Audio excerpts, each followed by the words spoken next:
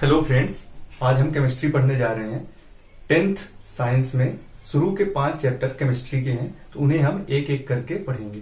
तो आज हम स्टार्ट करेंगे पहले चैप्टर से। पहले हम देख लेते हैं कि हमको पूरी केमिस्ट्री में क्या क्या सब्जेक्ट, क्या क्या चैप्टर्स पढ़ना है। तो पहला चैप्टर है chemical reactions and equations. Chemical reactions and equations. दूसरा चैप्टर है acid base and salts. Acid bases and salts. तीसरा चैप्टर है मेटल्स एंड नॉन मेटल्स। चौथा चैप्टर है carbon and it's compounds. Carbon and its compound. फिर हम last chapter पढ़ेंगे periodic classification of elements.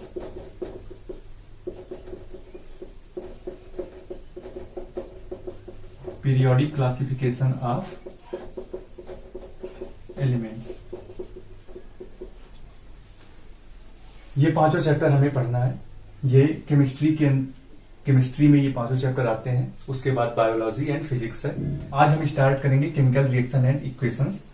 उसके बाद नेक्स्ट चैप्टर स्टार्ट होगा acid basis and salts, metals and non metals, carbon and it's compounds, periodic classification of elements. Carbon के बारे में हम अलग से पढ़ेंगे। ये एक एलिमेंट है। कार्बन एक बहुत ही जरूरी एलिमेंट है। शुरू करते हैं केमिकल रिएक्शन एंड इक्वेशन से। अगर हम अपने चारों तरफ देखें तो बहुत सारी एक्टिविटीज ऐसी हो रही होंगी जो केमिकल रिएक्शंस की पार्ट है। जैसे कि हम सांस लेते हैं, ये भी एक केमिकल रिएक्शन का पार्ट है। We breathe. और एक्टिविटीज देखें तो अगर खाना बहुत दिनों तक रखा रह जाता है तो ये स्मेल करने लगता है फूड, या फिर सड़ जाता है। तो if food is kept for long time, it starts smelling and it get rotten। rotten में सड़ जाता है। तो ये क्यों होता है? ये भी एक केमिकल रिएक्शन का पार्ट है। स्टार्टिंग में फूड अच्छा होता है और धीरे धीरे ये स्मेल करने लगता है। ऐसा क्यों होता है? क्योंकि उसमें एक केमिकल रिएक्शन होती है।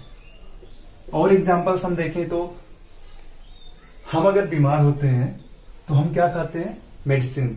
और मेडिसिन खाकर हम ठीक हो जाते हैं, अच्छा फील करने लगते हैं। ये किसकी वजह से होता है? ये भी हम जब मेडिसिन लेते हैं अंदर, तो हमारे अंदर कुछ केमिकल रिएक्शन होती है, उसके कारण हम अच्छा फील करते हैं।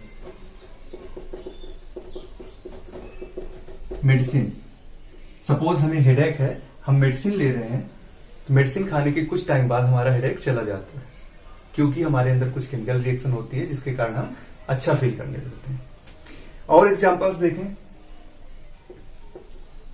तो ट्री, पेड़ अपना फूड कैसे लेते हैं? ट्री क्या करते हैं कि सनलाइट की प्रेजेंस में, ट्री की पत्तियों में क्या होता है? क्लोरोफिल। ट्री की लीव्स में क्या होता है? क्लोरोफिल।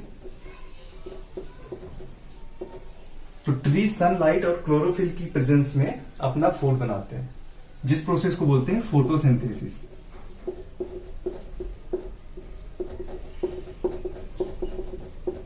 ये प्रोसेस भी क्या है? केमिकल रिएक्शन है।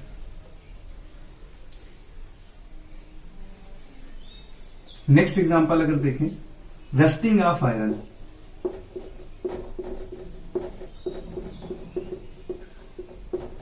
आपने देखा होगा जो लोहे के दरवाजे होते हैं वो बारिश के मौसम में, या फिर जब उनमें ह्यूमिड आती है, ह्यूमिड मीन्स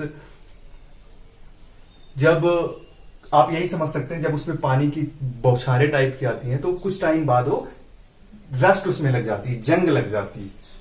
और जो घर पे तवा होता है, पैन होता है, उसमें भी रस्टिंग लग जाती है अगर वो ह्यूमिड के टच में है। तो ह्यूमिड मीन्स आप एक प्रकार से पानी बोल सकते हैं, अगर पानी की उसमें टच में है तो उसमें रिएक्शन होती है और जंग लग जाती है।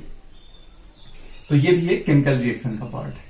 तो ये कुछ एग्जाम्पल्स हैं जो हमारे चारों तरफ हो रहे हैं, और ये केमिकल रिएक्शंस हैं।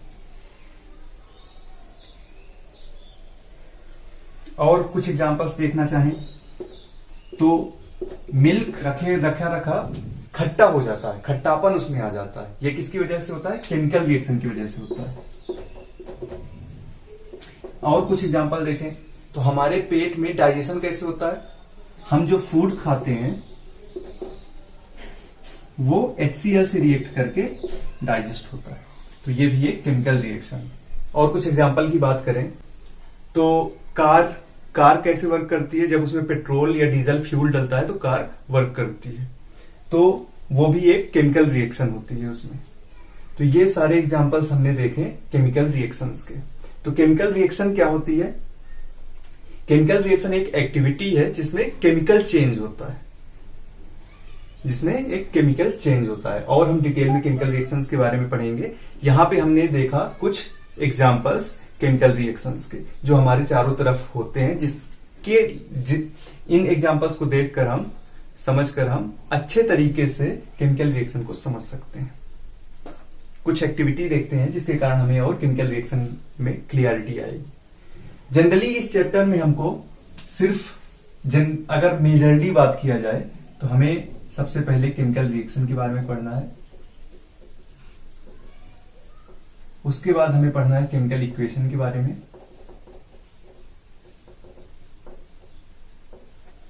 उसके बाद हम पढ़ेंगे types of chemical reaction.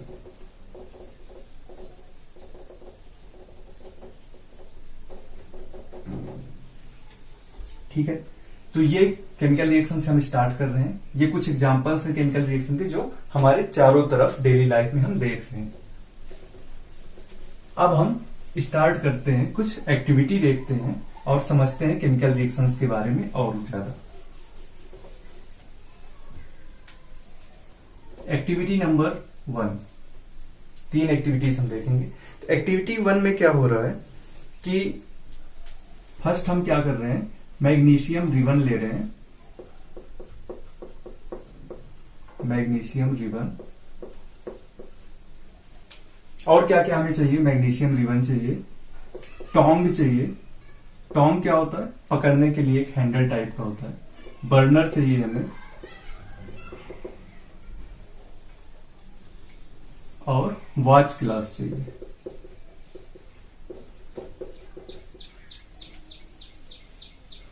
Watch glass क्या होता है? वॉच ग्लास का ट्रांसपेरेंट मटेरियल का बना होता है, जनरली ग्लास का रहता है ये। तो इसमें क्लियरली हमें दिख जाता है जो भी इस पे रहेगा। तो इस एक्टिविटी में क्या हो रहा है, ये सपोज बर्नर है, हम मैग्नीशियम रिबन को इसमें जलाएंगे, पर मैग्नीशियम रिबन को हम पहले थोड़ा क्लीन कर लेंगे। क्लीन क्यों करते हैं? उसमें अगर कुछ कोटिंग वगैरह हो मैग्नीशियम रिबन के ऊपर तो साफ हो जाए, इसके लिए हम मैग्नीशियम रिबन को पहले क्लीन कर लेंगे। और उसके बाद यहां कुछ पोर्शन मैग्नीशियम रिबन का हम क्लीन कर लेंगे, और इसको हम पकड़ेंगे टोंग से।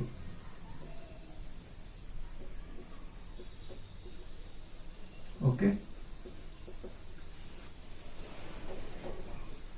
अब यहां पे मैग्नीशियम रिबन बर्न होकर, यहां पे वॉच ग्लास रहेगा जिसपे बर्न होकर यहां पे मैग्नीशियम के एसेस, मैग्नीशियम रिबन बर्न होने के बाद यहां पे उसके एसेस आ जाएंगे। ओके,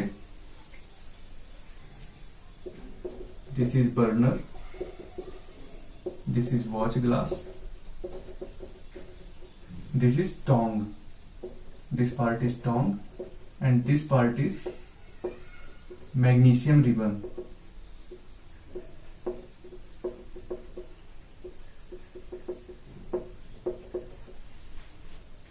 यहां पे क्या हो रहा है इस एक्टिविटी से अब हम क्या ऑब्जर्व कर रहे हैं वो देखते हैं। ऑब्जर्वेशन, यहां से हम ये ऑब्जर्व कर रहे हैं कि जब ये मैग्नीशियम रिबन बर्न होगी तो ये कैसे बर्न होगी, डेजलिंग व्हाइट कलर से।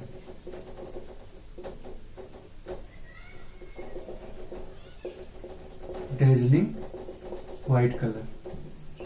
एक अंडरस्टैंडिंग के लिए आप समझ सकते हैं, जब दिवाली में फुलझड़ी जलाते हैं तो जिस टाइप से वो स्पार्क करता है, जिस टाइप से जलता है, उसी टाइप से यहाँ पे फ्लेम उत्पन्न होगी। जनरली एकदम व्हाइट आपको दिखेगा। ये एक्टिविटी आप लैब में परफॉर्म कर सकते हैं तो और बेटर अंडरस्टैंडिंग आपकी होगी।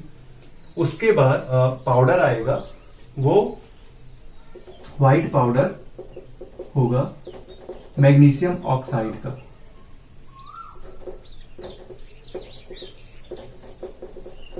मैग्नीशियम ऑक्साइड का व्हाइट पाउडर हमें मिलेगा जब मैग्नीशियम बर्न होगा और यहां पे एनवायरमेंट में O2 प्रेजेंट है।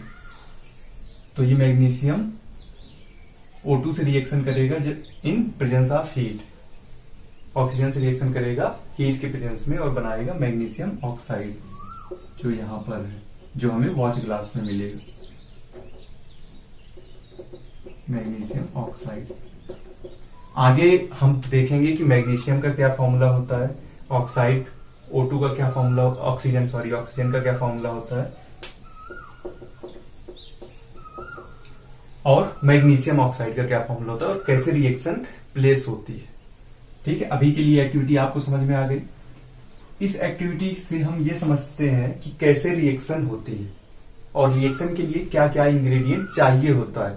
हमेशा जरूरी नहीं है कि हमेशा हीट की प्रेजेंस में ही रिएक्शन हो, कुछ जगह में कुछ और इंग्रेडिएंट चाहिए, हो सकता है कुछ और चाहिए वहां पर यहां पर हमने देखा कि मैग्नीशियम हीट की प्रेजेंस में ऑक्सीजन से रिएक्ट करके क्या बनाता है, मैग्नीशियम ऑक्साइड। और इस एक्टिविटी से हम ये फाइंड आउट कर पा रहे हैं। यहाँ पे मैग्नीशियम ऑक्साइड बन जाएगा, ये मैग्नीशियम है, हीट की प्रेजेंस में ऑक्सीजन से रिएक्शन करता है।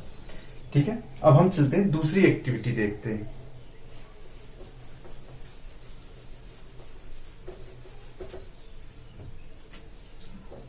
दूसरी एक्टिविटी हम देखते हैं, इसमें हम क्या लेते हैं, बीकर, लेड नाइट्रेट का सॉल्यूशन,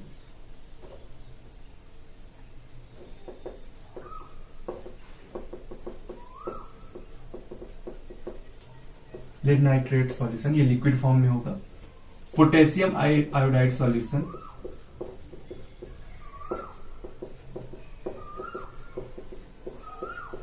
ये भी लिक्विड फॉर्म में होगा। ठीक है,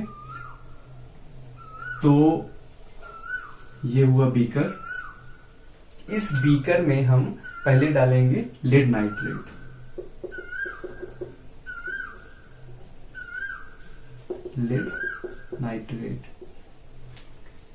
लेड नाइट्रेट डालने के बाद हम इसमें ऐड करेंगे कुछ ड्रॉप्स पोटेशियम आयोडाइड की।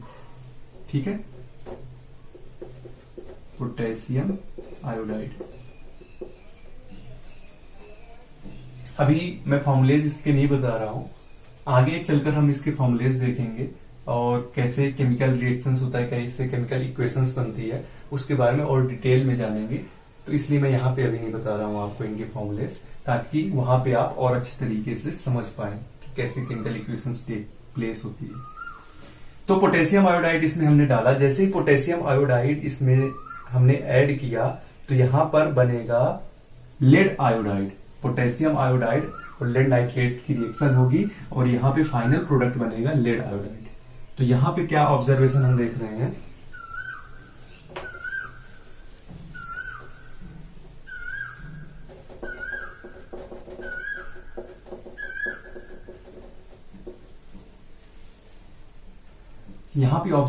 हम यहाँ पे ये ऑब्जर्व कर रहे हैं कि जब पोटेशियम आयोडाइड और लेड नाइट्रेट रिएक्ट कर रहे हैं तो यहां पे बन रहा है लेड आयोडाइड।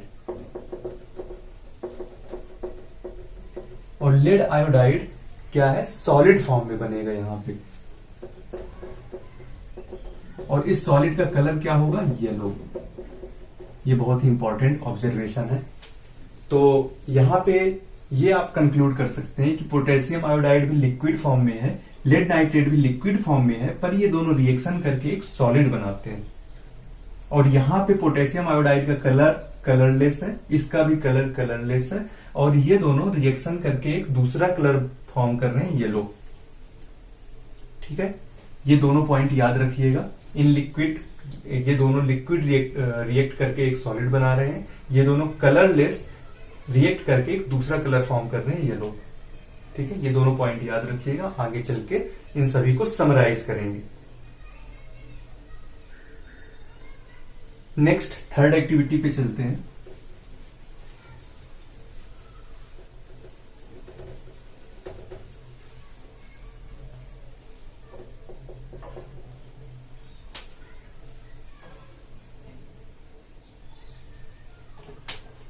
जिंक ग्रेन्यूल्स हमें चाहिए इस एक्टिविटी के लिए।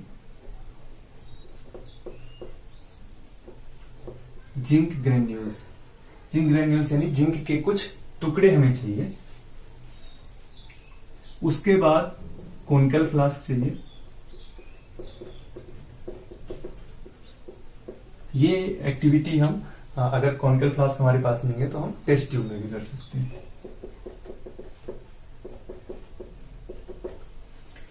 ठीक है, और कोई एक एसिड चाहिए डाइल्यूटेड फॉर्म में। डाइल्यूटेड सल्फ्यूरिक एसिड हो, सॉरी डाइल्यूटेड हाइड्रोक्लोरिक एसिड हो या डाइल्यूटेड सल्फ्यूरिक एसिड हो।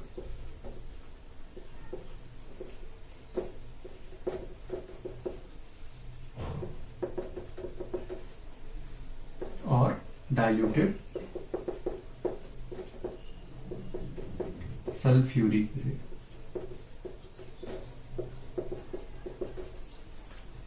ठीक है,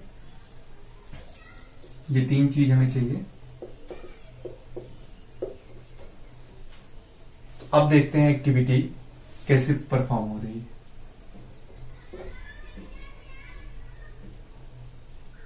ये हो गया कॉनिकल फ्लास्क। इस पे हमने ऐड किया acid zinc granules.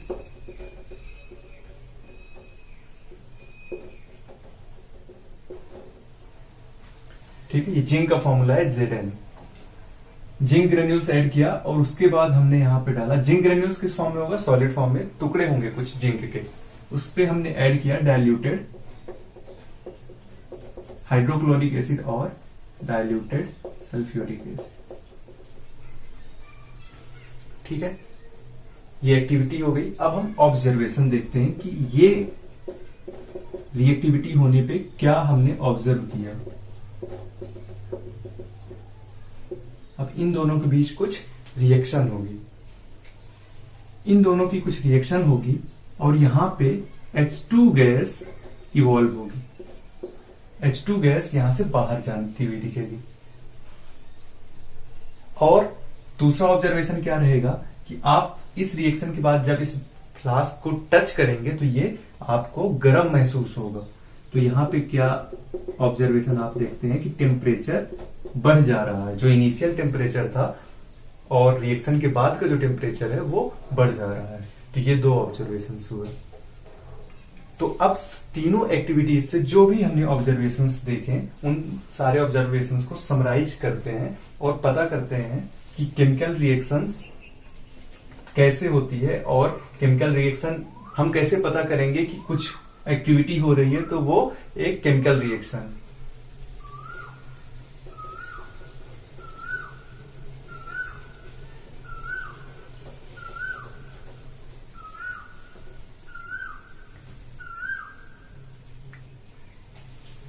So when a chemical reaction takes place,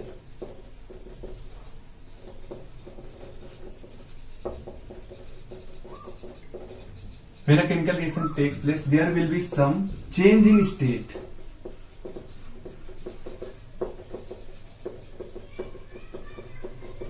Or change in color. Or there will be some evolution of gas. और there will be some change in temperature.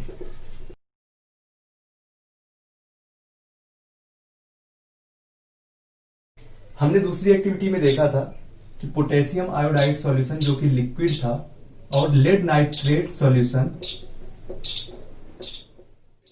जो कि ये भी liquid था, ये दोनों react करके एक सॉलिड बना रहे थे। ये दोनों रिएक्ट करके सॉलिड बना रहे थे, सॉलिड लेड आयोडाइड एक सॉलिड बना रहे थे।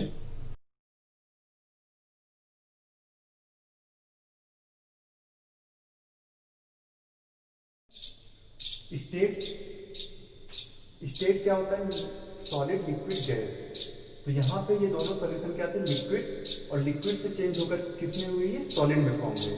तो ये क्या है? Change in state, liquid to solid. Next हम देखते हैं change in colour. Same activity में हमने देखा था कि जब पोटेशियम आयोडाइड नाइट्रेट से रिएक्ट करता है तो यहाँ पे जो सॉलिड फॉर्म होता है लेड आयोडाइड PbI2, ये इसका फॉर्मूला होता है। तो लेड आयोडाइड का ये कलर क्या हो गया था? येलो। तो यहां पे ये कंक्लूड होता है कि चेंज इन कलर, मतलब ये केमिकल रिएक्शन है। Next, evolution of gas. जो लास्ट एक्टिविटी हमने अभी जस्ट की उसमें क्या हो रहा था कि जिंक ग्रेन्यूल्स रिएक्ट कर रहे थे डाइल्यूटेड HCl और H2SO4। ये फॉर्मूला है हाइड्रोक्लोरिक एसिड का, ये फॉर्मूला है सल्फ्यूरिक एसिड। इन दोनों से रिएक्ट करके यहाँ पे H2 गैस इवोल्व हो रही। यहाँ पे कुछ और भी फॉर्म होगा, ठीक है। यहाँ पे फॉर्म होगा जिंक क्लोराइड या जिंक सल्फेट, बट साथ में हाइड्रोजन गैस इवोल्व हो रही है। तो ये भी एक केमिकल रिएक्शन है क्योंकि यहाँ पे इवोल्यूशन ऑफ गैस हो रहा है। और साथ ही साथ एक चीज और यहाँ पे हो रही है, टेम्परेचर बढ़ रहा है। यहाँ पे जो टेम्परेचर था, इनिशियल टेम्परेचर और फाइनल टेम्परेचर हम देखेंगे तो हम देखेंगे कि फाइनल टेम्परेचर इनिशियल टेम्परेचर से बहुत ज्यादा है। कैसे हमने ये पता किया? क्योंकि हम जिस टेस्ट ट्यूब और फ्लास्क पे हम एक्टिविटी कर रहे थे, कॉनिकल फ्लास्क पे एक्टिविटी कर रहे थे, हम इस रिएक्शन के बाद उसको टच किया तो हमें गर्म महसूस हुई। वहां से क्या पता चलता है कि टेम्परेचर बढ़ा। तो इन चारों में से कोई भी चीज होगी तो हम कह सकते हैं कि केमिकल रिएक्शन हो रही है। Change in state means liquid to solid, solid to liquid, और liquid to gas, solid to gas, whatever there is happening. If state is changing, then we can say chemical reaction is happening. Similarly, if there is change in color, evolution of gas, or change in temperature, if any of these things is happening, we can say chemical reaction is happening there.